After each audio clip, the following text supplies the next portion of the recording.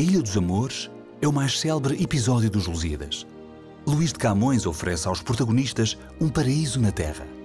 É a justa recompensa dos deuses para os marinheiros de Vasco da Gama.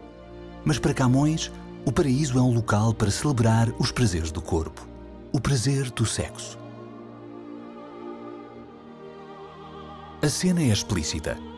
Um grupo de marinheiros arriba a uma ilha desconhecida. Estão cansados e com o desalento na alma. A ilha está repleta de jovens e belas ninfas que rapidamente sucumbem aos desejos irreprimíveis dos sôfregos machos. Oh, que famintos beijos na floresta! E que mimoso choro que soava! Que afagos tão suaves que iram nesta, que em risinhos alegres se tornava. Em 1572, sexo é, no entanto, uma palavra interdita. O corpo não é fonte de prazer, é antes objeto de castigo severo, de renúncia, de suplício. O Santo Ofício da Inquisição reina absoluto sobre as matérias da carne e do espírito. A luxúria conduz à tortura e à fogueira. Qual terá sido a reação do Santo Ofício aos versos de Camões? Frei Bartolomeu Ferreira, censor da Inquisição, escreve: Vi por mandado da Santa e Geral Inquisição estes 10 cantos dos Lusíadas de Luís de Camões, dos valorosos feitos em armas que os portugueses fizeram em Ásia e Europa, e não achei neles coisa alguma escandalosa, nem contrária à fé e bons costumes. 400 anos depois, o enigma persiste. A primeira edição dos Lusíadas foi uma espécie de milagre? O que permitiu a Camões obter da Inquisição um parecer elogioso para blasfémias tão provocadoras?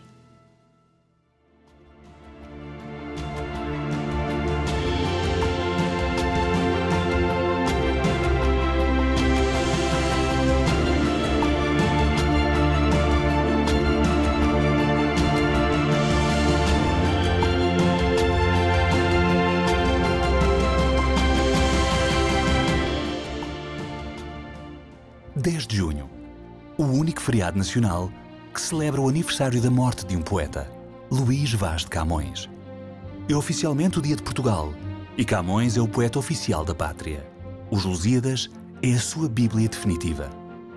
As armas e os barões assinalados, que da ocidental praia lusitana, por mares nunca dantes navegados, passaram ainda além da Taprobana. Poucos são os portugueses que não conhecem os primeiros versos dos Lusíadas. Mas quantos conhecem a obra de facto? Olhar para alguém lendo os Lusíadas num espaço público convoca uma ideia de estudo e dever a cumprir. É um livro que se lê por obrigação. Porque se trata de uma obra difícil? Sem dúvida. Mas também porque os Lusíadas têm sido usados como peça central no projeto de construção da identidade nacional. E a obra de Camões remete involuntariamente para o universo de um nacionalismo anacrónico fora de moda. Pode ser usado e tem sido usado para bandeira não importa de quê. Sei lá, da democracia ou fascismo. E nós vemos isso, por exemplo, no século XIX, é tão importante para liberais como para legitimistas, é tão importante depois para a propaganda republicana como para a reação monárquica a essa propaganda, é tão importante para a Primeira República como depois para o Estado Novo. Foram os republicanos a instituir o 10 de junho como feriado municipal de Lisboa em 1910. Mas seria o Estado Novo a decretar o Dia de Camões como feriado nacional. Que me será concedida havendo coisas de alguma importância a dizer.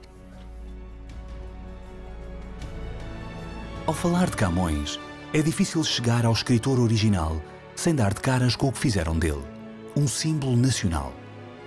Será impossível falar dos Lusíadas apenas por aquilo que são, em primeiro lugar, uma das obras-primas da literatura mundial? Uma das razões pelas quais os Lusíadas se afirmam logo como uma obra-prima e foi a razão principal para logo ser Camões considerado o príncipe dos poetas portugueses, depois o príncipe dos poetas da Península Ibérica no seu tempo e um dos maiores da Europa, é porque ele ao mesmo tempo, sendo uma epopeia, é uma epopeia que é ao mesmo tempo um canto de exaltação e um canto já de crise. Os Lusíadas foram publicados em 1572 no final de um século prodigioso. A ação acompanha a histórica viagem realizada por Vasco da Gama à Índia em 1497. Ao mesmo tempo, descreve a grande aventura dos portugueses desde a fundação da nacionalidade. Mas ele está a escrever quase um século depois, 70 e tal anos depois disso ter acontecido. E Portugal mudou, entretanto. E está em crise. Portanto, ali a aura do canto imperial começa a empalidecer e, por outro lado, a própria visão do homem já não é tão confiante, tão exaltante como a que seria próprio de um poema puramente renascentista. Para o Portugal contemporâneo e periférico, é difícil imaginar o que será estar no centro do mundo. Mas no século XVI, o mundo era literalmente dos portugueses. Metade do mundo, para ser exato. As coroas portuguesa e espanhola tinham, por iniciativa própria, repartido entre si os dois hemisférios do globo. E os portugueses esticavam-se temerários de uma ponta à outra da metade que lhes coubera. De África tem marítimos assentos. É na Ásia mais que todos soberana. Na quarta parte nova os campos ara. E se mais mundo houvera, lá chegara. Era um momento da história em que todas as possibilidades estavam em aberto. O avanço científico e tecnológico dos portugueses sustentava fabulosas ilusões de grandeza. Garcia de Horta expressa-o de forma exemplar. Digo que se sabe mais em um dia agora pelos portugueses do que se sabia em 100 anos pelos romanos. No contexto de tal realidade histórica, era natural a tentativa de celebrar em literatura os feitos da nação. O Camões é um homem sem imaginação. Sem imaginação. É um homem que não precisa de imaginar. A realidade para ele dá-lhe matéria completa para fazer a espantosa lírica, que para mim é muito superior à épica. Mas a língua portuguesa era ainda rude e vulgar. Na corte, entre 1501 e 1536, as peças de Gil Vicente representavam-se em castelhano. As aulas eram dadas em latim, a língua erudita. A primeira gramática portuguesa data apenas de 1536. Os portugueses tinham-se afirmado como nação imperial, mas faltava à língua portuguesa idêntico prestígio no plano internacional. E o poema épico representava o mais alto desígnio a que uma língua podia aspirar. A epopeia estava no topo do cânon dos géneros literários, juntamente com a tragédia, e por isso era muito importante, porque seria, digamos assim, a forma mais prestigiosa de a literatura poder enaltecer os feitos dos portugueses. Outros poetas e escritores tentaram a escrita de uma epopeia em português. Diogo de Couto, Fernão Lopes de Castanheda, João de Barros, António Ferreira. Mas apenas Camões foi capaz de levar a bom porto esse projeto nacional. Ele tinha uma capacidade fabulosa de manipular o idioma e de transformar a prosa em verso. Todas as estrofes do Camões são lapidares. A gente lê aquilo é lapidar. Há uma ironia amarga nisto. Do homem de quem herdámos uma história, pouco sabemos da sua própria história. Sobre a vida de Camões, são mais os mitos que circulam do que os factos comprovados. E não existe um único documento hoje sobre Camões, sabe que... por isso é que a biografia tem andado assim, então é que não há documentos, foi tudo sistematicamente distribuído. Um homem que passou a vida inteira a escrever, não há uma só linha escrita por ele. Nem mesmo a data do seu nascimento é certa. Alguns apontam para 1525, outros por volta de 1517. A sua erudição indica que terá tido formação académica. Em Coimbra, presume-se. Tem sido retratado como fidalgo pobre, mas bem relacionado. Por volta de 1545, andará por Lisboa, onde frequenta os salões aristocráticos e a própria corte. Tem amigos nobres e, diz-se, faz sucesso entre as damas. A imagem do jovem poeta fogoso, sedutor, compulsivo, é um elemento central da mitologia camoniana. Escrevi alguns versos que ainda ninguém conhece. Por que os não dizes agora, quando acabar esta pavana real? Queria reservá-los, senhora, para a ocasião em que se não repartissem por tantos ouvidos. Camões era membro de uma classe aristocrática sem grandes recursos financeiros e, como tal, tinha de agradar às suas proteções. E uma maneira de agradar é precisamente ser-se culto, contar histórias, escrever poemas. Mítico é também o seu caráter aventureiro, tumultuoso. Terá perdido um olho numa expedição militar a Ceuta entre 1549 a 51. E o cadastro criminal é o que melhor resistiu à memória do tempo. Um dos poucos factos documentados é a sua agressão a Gonçalo Borges, um funcionário do rei. Acontece em 1552, em pleno dia de procissão do Corpo de Deus.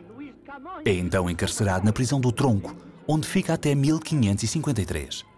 Ora, até que enfim, desta vez não me escapas no final. Será apenas a primeira das muitas celas que conheceu. Pouco depois de ser libertado, embarca para a Índia. Parte de livre vontade ou desterrado pelo rei. A pátria não. As opiniões dividem-se, mas será para Camões um exílio de 17 anos. É longe do país que escreve a maior parte dos Lusíadas. Luís Vaz de Camões, quando partiu para escrever tudo aquilo que absorveu dessa enorme viagem de descobertas.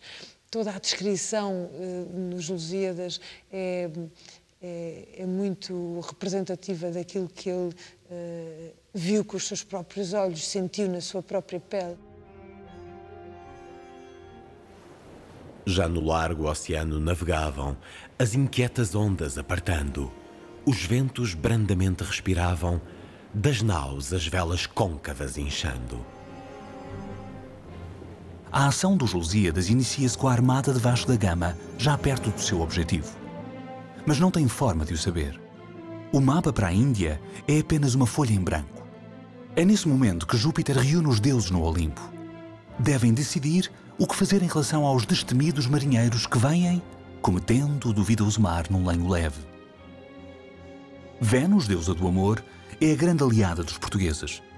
São um povo de sangue quente e paixões intensas. Será celebrada onde quer que cheguem. Baco é o principal antagonista e tudo fará para impedir que as naus cheguem à Índia. Quanto à mitologia, ela vem, por um lado, dar um plano de alegoria do sentido e garantir-lhe, digamos assim, outra elevação e outra perenidade. Por outro lado, era uma forma de Camões estruturar de outra forma a composição da narrativa. São os deuses pagãos que comandam toda a ação dos Lusíadas. No entanto, é ao deus cristão que Vasco da Gama implora proteção. Divina guarda, angélica, celeste, que os céus, o mar e terra senhoreias, porque somos de ti desamparados, se este nosso trabalho não te ofende, mas antes teu serviço só pretende. O convívio natural entre o maravilhoso pagão e o maravilhoso cristão é um dos truques narrativos mais eficazes da obra. Baco dirige os portugueses para sucessivas armadilhas na ilha de Moçambique e depois em Mombaça. É Vênus que protege Vasco da Gama e conduz as naus até Melinde. Aqui encontram um porto de abrigo onde podem descansar. O acolhimento do rei de Melinde é bem-vindo. A viagem por mares nunca antes navegados dura há demasiado tempo. Decorreram largos meses desde a partida de Lisboa a 8 de junho de 1497. Sabe-se que Gama irá atingir a Índia quase um ano depois, a 9 de maio de 1498. Entretanto, Camões aproveita esta pausa para iniciar uma outra viagem. Uma viagem no tempo. O rei de Melinde pede a Vasco da Gama que lhe conte a história de Portugal e a sua aventura marítima.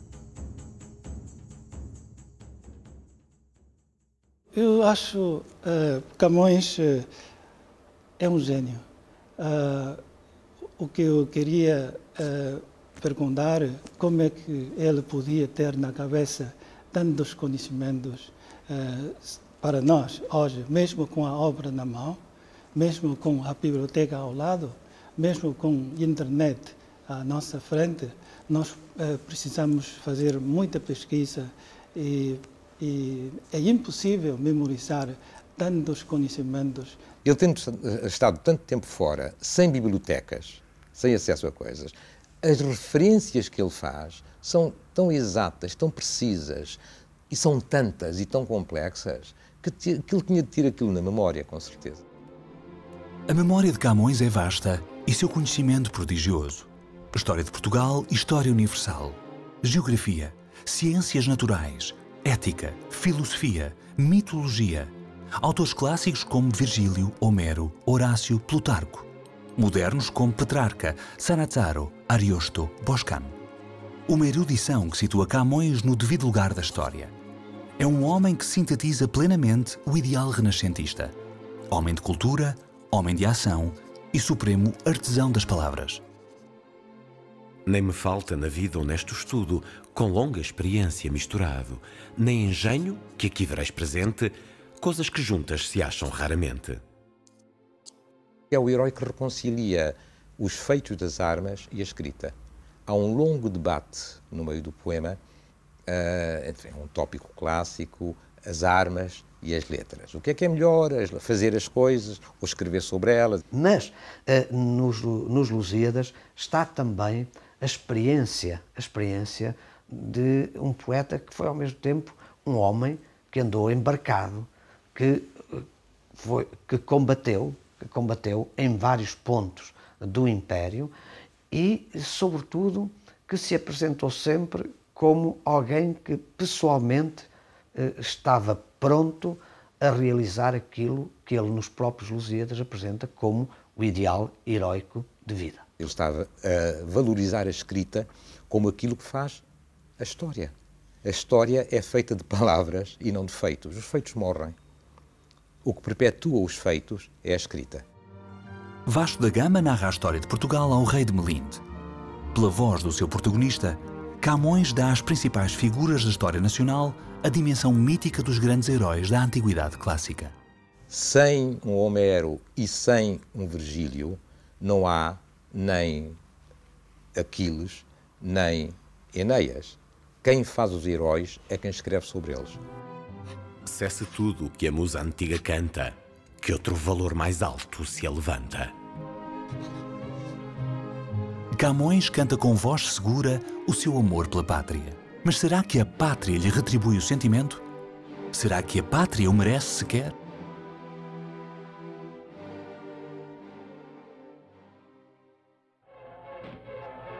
Nos Lusíadas, Camões cruza a dimensão épica dos feitos de armas, das batalhas, da conquista do território, com o retrato íntimo da tragédia amorosa. O mundo bruto dos homens, um mundo de morte e violência, contrasta com o impulso amoroso, a pulsão de vida do universo feminino. E no confronto direto é inevitável. Quem perde são as mulheres. Estavas, linda Inês, posta em sossego, de teus anos colhendo o doce fruto, naquele engano de alma, ledo e cego, que a fortuna não deixa durar muito. Eu vejo um homem que amava, acreditava no valor do amor como uma forma de conhecimento, não só do outro, o desejo de conhecer o outro, como um veículo para o próprio conhecimento de si, que é também uma concepção muito interessante do amor. Ó tu que tens de humano o gesto e o peito, se humano é matar uma donzela, fraca e sem força, só por ter sujeito o coração a quem soube vencê-la. O amor trágico de Inês de Castro é um símbolo maior do amor eterno. Camões, porém, valorizava e celebrava a diversidade amorosa. Ao contrário de autores como Dante ou Petrarca, que cultivavam o amor singular da mulher ideal. O Camões faz exatamente o oposto. Ele valoriza cada experiência que teve, valoriza cada amor que teve, na sua diversidade e na integridade específica a cada uma dessas relações que ele teve. Camões vai ainda mais longe. Celebra, através do amor, uma espécie de multiculturalidade precoce. O amor não conhece para ele fronteiras de raça, de cultura ou de classe. Sedutor experiente, conhece mulheres de todo o mundo e práticas amorosas que ignoram os códigos europeus. A sua lírica subverte os cânones da beleza e do comportamento da época. e reproduz os hábitos dos marinheiros portugueses que espalham o gene lusitano por onde aportam. Poucos poetas do tempo dele ou do nosso valorizam tanto a sexualidade feminina enquanto feminina como Camões. O que é uma coisa perfeitamente extraordinária. Para Portugal ser dono do mundo, revelou-se tarefa árdua. Dom João III reconheceu logo os sinais de crise. O império era demasiado vasto e descontínuo. Os portugueses eram poucos, não chegavam a 1,5 milhão. Controlar o espaço equivalente a metade do globo era impossível. As praças do norte de África estão sob permanente ameaça dos muçulmanos. Os turcos, no Mar Índico, tentam retomar o controle do comércio de especiarias. Castelhanos, ingleses, holandeses e franceses desafiam o monopólio das rotas marítimas para o Oriente. O esforço militar e económico é insustentável. Dom João III, pragmático, abandona o projeto imperial do pai e do avô. Retira de algumas praças em África, Safim e Azamor em 1541, Argila e Alcácer em 1549, e concentra a sua atenção no Brasil, iniciando a colonização. Estava-se a começar, no tempo de Dom João III, a tentar uma nova política colonial em relação ao Brasil, mas isso exigia escravatura, e não falo apenas do aspecto moral da escravatura, mas também dos recursos de apanhar escravos e gente, porque os ameríndios não trabalhavam. Estava-se numa fase de grande crise. Ó glória de mandar, ó vancobiça, desta vaidade a quem chamamos fama, ó fraudulento gosto que se atiça, com a aura popular que honra se chama. No momento da partida de Vasco da Gama de Lisboa, Camões introduz a personagem do Velho do Restelo. A que novos desastres determinas de levar estes reinos e esta gente? Que perigos, que mortes lhes destinas debaixo de algum nome preeminente? O Velho do Restelo é uma figura que entrou para o imaginário popular.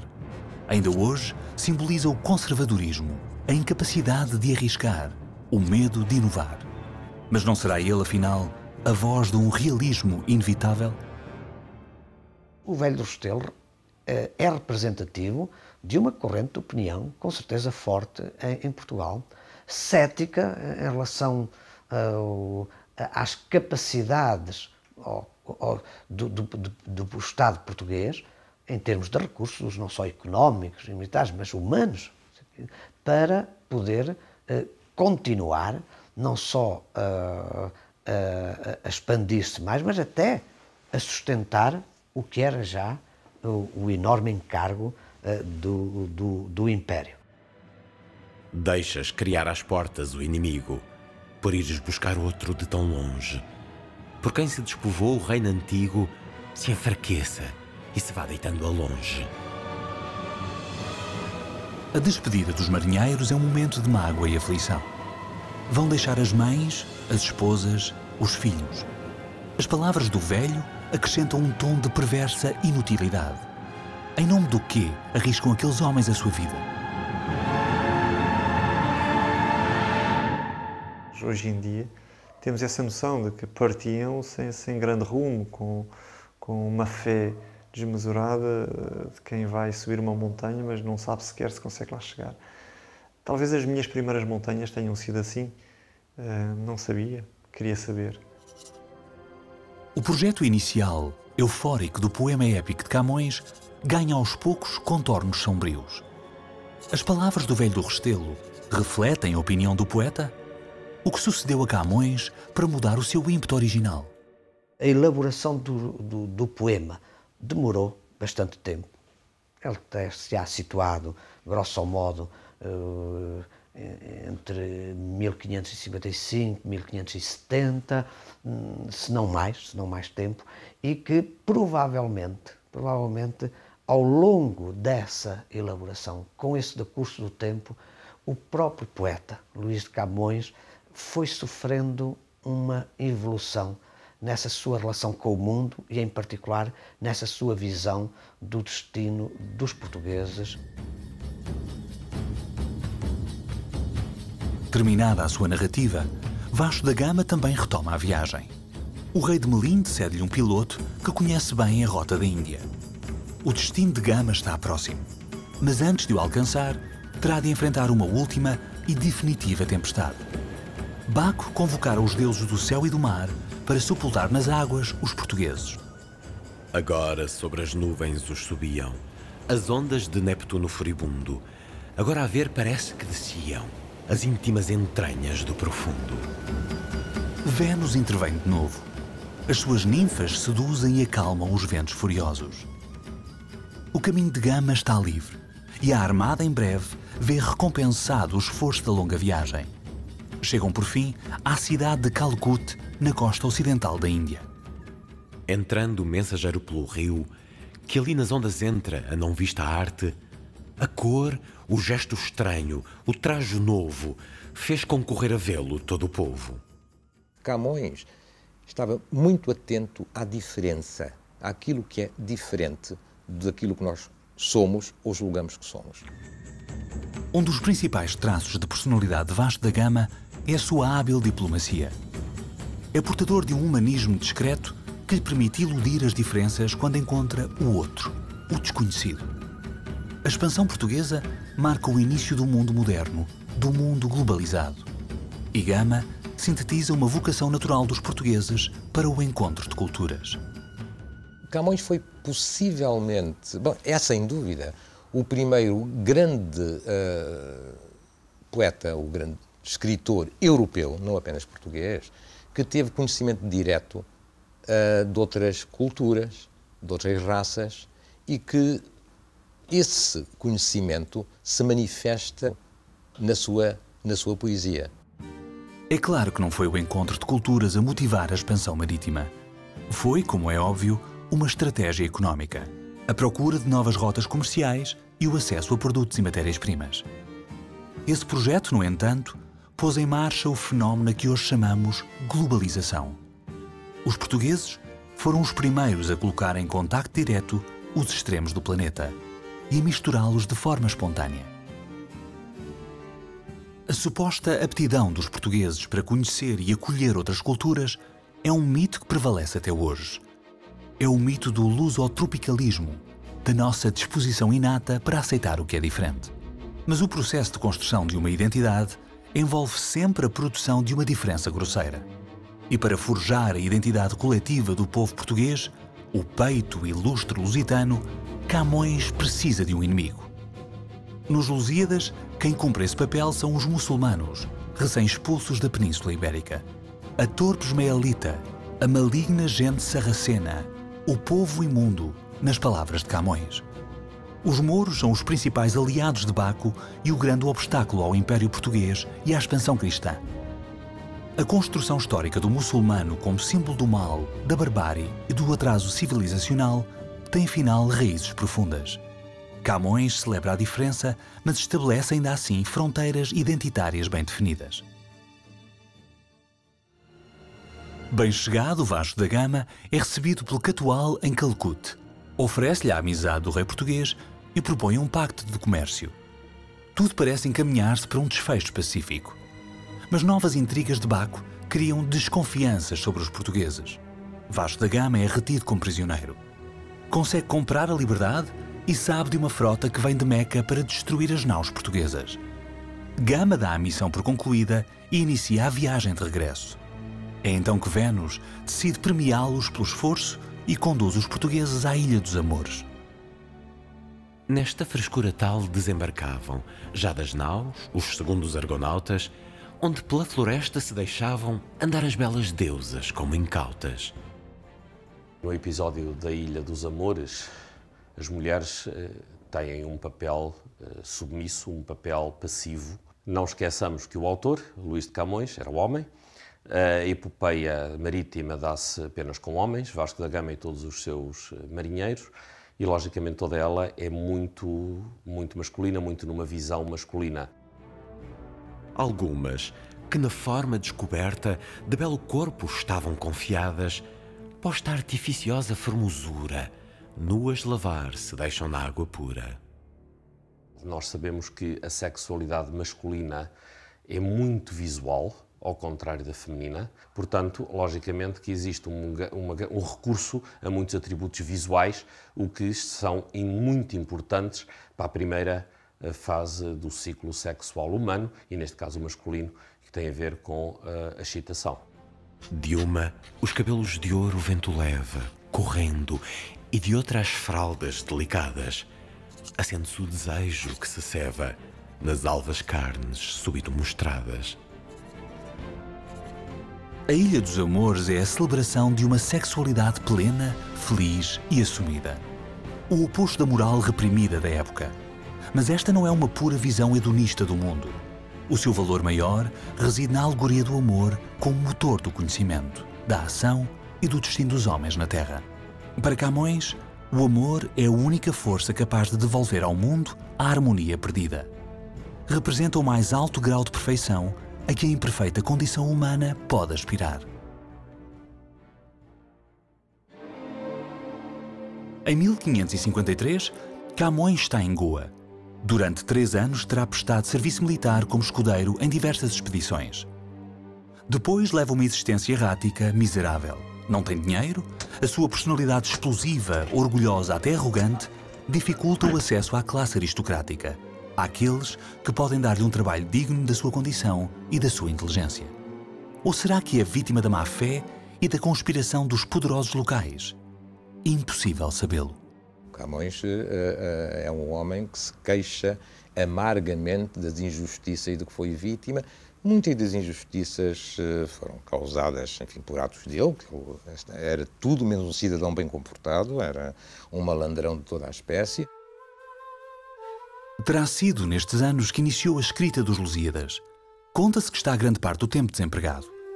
Em 1563, é nomeado provedor dos defuntos em Macau pelo vice-rei Francisco Coutinho. É o único cargo oficial que lhe conhecemos, provedor dos defuntos.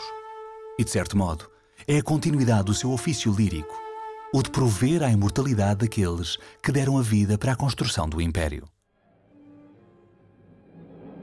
3 anos depois, no regresso de Macau, Camões naufraga ao largo do rio Mekong. É um momento que define para sempre o ícone. Camões entre as ondas, nadando para salvar a vida e o manuscrito dos Lusíadas. Impotente, no entanto, para salvar a sua amada chinesa, Dinamen. Ah, minha Dinamen, assim deixaste quem não deixara nunca de querer-te. Ah, ninfa minha, já não posso ver-te, tão azinha esta vida desprezaste. É o grande episódio trágico da biografia de Camões. Mas aconteceu realmente? Ou pertence à categoria dos mitos? Este é um dos enigmas que mais divide os especialistas.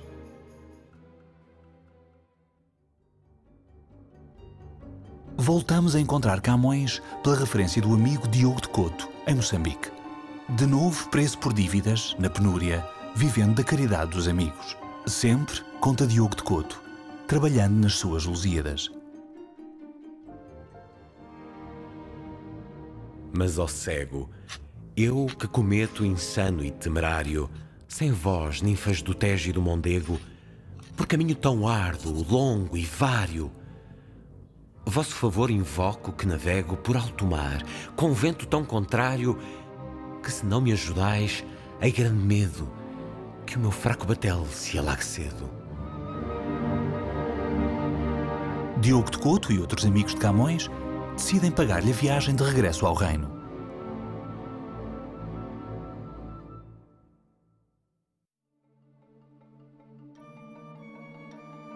Lisboa, 1570. Camões também é o outro no regresso a Portugal. E encontra um país que não conhece.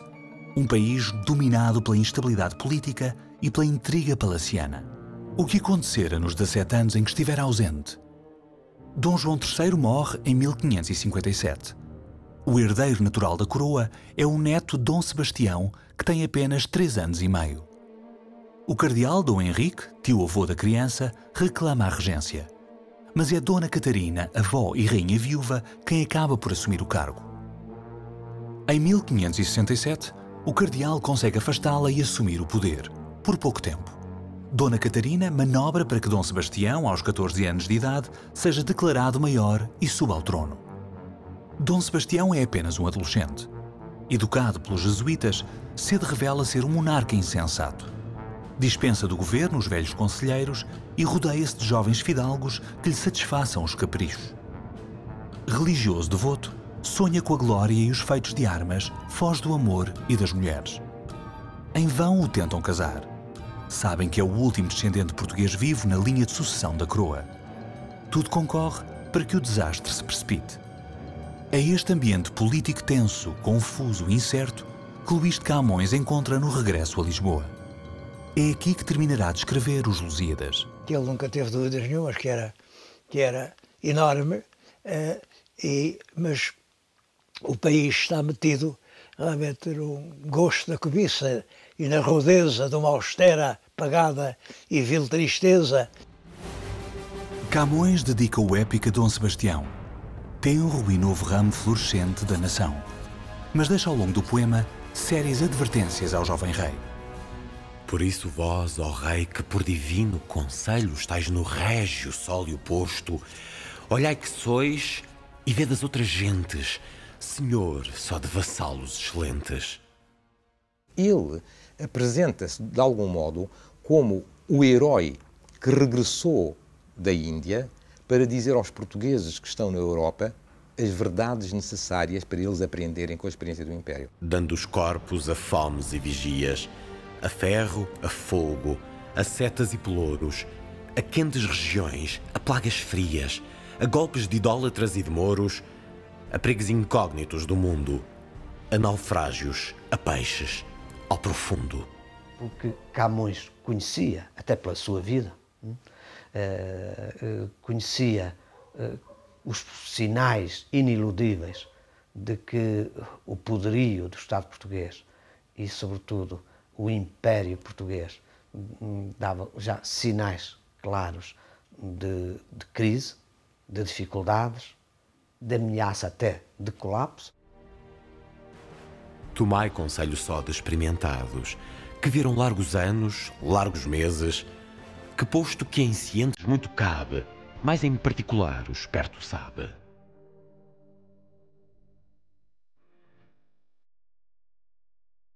Em Lisboa, Camões prepara a edição da sua obra. Consegue o alvará do rei. Falta-lhe apenas passar pelo crivo da Inquisição.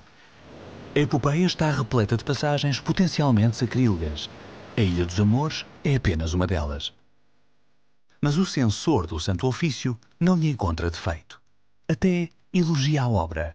Escreve o seguinte: como isto é poesia e fingimento, e o autor, como poeta, não pretenda mais que ornar o estilo poético, não tivemos por inconveniente ir esta fábula dos deuses na obra. E por isso me pareceu o livro digno de se imprimir, e o autor mostra nele muito engenho e muita erudição nas ciências humanas. A obra tem um óbvio valor literário e ideológico como épico nacional. Mas há, talvez, outros interesses políticos por trás da sua publicação. Os dois irmãos Câmara, influentes conselheiros do rei, governam como déspotas à rédea solta. Dom Sebastião entrega-lhes a maior parte dos assuntos do Estado. Ninguém se atreve a contestá-los, mas são odiados por muitos. Pensa-se que Camões lhes tece várias críticas ferozes. Oh, quanto deve o rei, que bem governa, de olhar que os conselheiros ou privados, de consciência e de virtude interna e de sincero amor sejam dotados. O cardeal Dom Henrique é adversário político dos Câmara e é também o inquisidor-geral do reino. Poderá ter sido ele a intervir diretamente para aprovar a publicação da obra de Camões? O que é extraordinário, como é que o Santo Ofício elogia um livro daqueles, cheio de alusões e até de pornografia, porque o canto nono, com a Ilha dos Amores, é uma coisa de uma intensa sensualidade que a Inquisição nunca deixaria publicar, nunca deixaria. Mas ali realmente fizeram o frete ao cardeal e o livro saiu. A obra teve certamente algum impacto quando foi publicada. Em 1580, apenas 8 anos depois, já circulam em Espanha 2 traduções integrais dos Lusíadas. Milagrosamente, livres também da censura eclesiástica. No plano literário, os deuses parecem favorecer o poeta. A recepção em Espanha foi estrondosa e Camões teve grande influência em toda a literatura castelhana. É bem conhecida a referência de Miguel Cervantes ao famoso Camões no seu Dom Quixote de La Mancha. E em Portugal? Bom, é preciso compreender que o maior sucesso editorial do século XVI é uma obra de Frei Heitor Pinto chamada Imagem da Vida Cristã. É um guia prático para a condição humana e determina que a perfeição está ao alcance de quem deixa as coisas humanas pelas divinas e se entrega a Deus em holocausto e perpétuo sacrifício. Estamos muito longe da Ilha dos Amores. Camões está, porém, muito próximo do ideal cristão de entrega a esse perpétuo sacrifício. Nos últimos anos de vida, está fisicamente debilitado e outra vez em apertos financeiros. O rei atribui-lhe uma renda anual de 15.000 réis. A pensão que ele recebeu não tem nada a ver com a obra literária. É uma pensão pelo serviço militar. João de Barros, por exemplo, recebia uma pensão anual de 200.000 réis. O valor pago a Camões é metade do salário de um pedreiro ou de um carpinteiro. Mas ele, nos últimos anos de vida, não passou fome, porque ele era profissionalmente autor de versos. Ele fez versos para muita gente. A gente conhece pelas anedotas o Duque de Aveiro, o Senhor de Cascais, toda a gente lhe pagou com géneros, com versos que ele fazia por encomenda. Ao mesmo tempo, Portugal vive a pior crise política da sua história. Em 1578, Dom Sebastião morre vítima da própria insensatez na Batalha de Alcácer Quibir. Não tem descendentes. O cardeal Dom Henrique assume mais uma vez o trono, mas é velho e não assume descendência. É apenas uma questão de tempo até que a coroa passe para as mãos do legítimo herdeiro, Filipe II, rei de Castela. Em 1580, na morte do cardeal, a unificação dos tronos da península cumpre enfim um velho sonho de Castela e de alguns portugueses. Luís Vaz de Camões morre a 10 de junho do mesmo ano. Morro com a pátria é a frase mítica que lhe é atribuída. Não há muitos dados sobre a sua morte, mas alguns historiadores afirmam que o corpo terá sido lançado em vala comum e que é impossível saber se os despojos do seu túmulo oficial são realmente os seus. O poeta não chega a assistir à chegada a Lisboa de Filipe II, já Filipe I de Portugal. Consta, no entanto, que este terá perguntado por Camões, o príncipe dos poetas. Sabe então que morreu e mostra sincero lamento. A troco dos descansos que esperava, das capelas de louro que me honrassem, trabalhos nunca ousados me inventaram, com que em tão duro estado me deitaram. Camões não foi um homem feliz, no sentido convencional ou no sentido burguês do termo. Foi uma alma torturada, sem dúvida nenhuma. Podemos dizer que o Camões é já um poeta do desconcerto do mundo e que se considera ele próprio uma vítima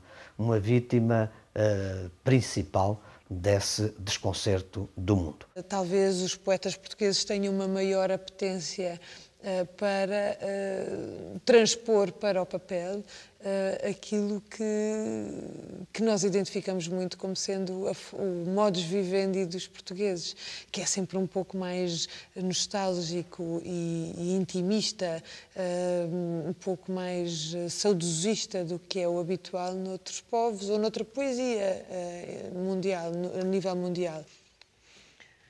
Perdigão, que pensamento subiu em alto lugar, perde a pena de voar, ganha a pena do tormento, não tem no ar nem no vento asas com que se sustenha, não há mal que lhe não venha, Perdigão perdeu a pena.